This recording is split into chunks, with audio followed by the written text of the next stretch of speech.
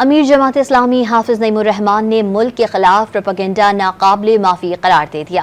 फैसलाबाद में मीडिया से गुफ्तगू में वाज़ेह किया कि मुल्की मफाद के खिलाफ प्रोपेगेंडे की इजाज़त हरगिज़ नहीं दी जा सकती। जो भी मुल्क मुखालिफ प्रोपेगेंडे में मुलव्वस है, जिससे भी ताल्लुक हो, पीटीआई से हो, नून लीग से हो, किसी से भी हो, वो काबिल माफी नहीं है। सीधी बात है।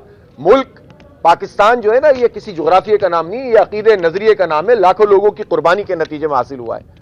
हमारी किसी भी अमल के नतीजे में इस मुल्क को नुकसान होता है, हम सब का नुकसान है, हमारे नजरिए का नुकसान है। हमें शिकायत इदारों से हो सकती है, अदलिया से हो सकती है, हुकूमत से हो सकती है। तो हमें अपने अंदर यह सलाहियत पैदा करनी चाहिए कि अवामी राय के जरिए से हम अपने मकासद को हासिल करें। लेकिन यह किसी को इजाजत नहीं दी जा सकती कि पाकिस्तान के मफाद के खिलाफ किसी प्रोपेगेंडे का कोई भी फर्द जो है वो हिस्सा बने। यह तो काबिल कबूल हो ही नहीं सकता। अमीर जमात इस्लामी हाफिज नईमुर रहमान ने मुल्क के खिलाफ प्रोपेगेंडा नाकाबिले माफी करार दे दिया।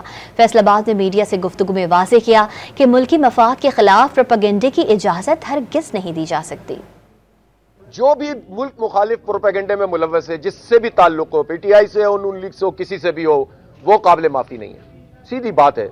मुल्क पाकिस्तान जो है ना, ये किसी जोग्राफिया का नाम नहीं, ये अकीदे नजरिए का नाम है। लाखों लोगों की कुर्बानी के नतीजे में हासिल हुआ है। हमारी किसी भी अमल के नतीजे में इस मुल्क को नुकसान होता है, हम सब का नुकसान है, हमारे नजरिए का नुकसान है। हमें शिकायत इदारों से हो सकती है, अदलिया से हो सकती है, हुकूमत से हो सकती है।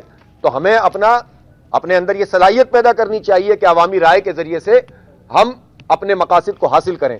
लेकिन यह किसी को इजाजत नहीं दी जा सकती कि पाकिस्तान के मफाद के खिलाफ किसी प्रोपेगेंडे का कोई भी फर्द जो है वो हिस्सा बने।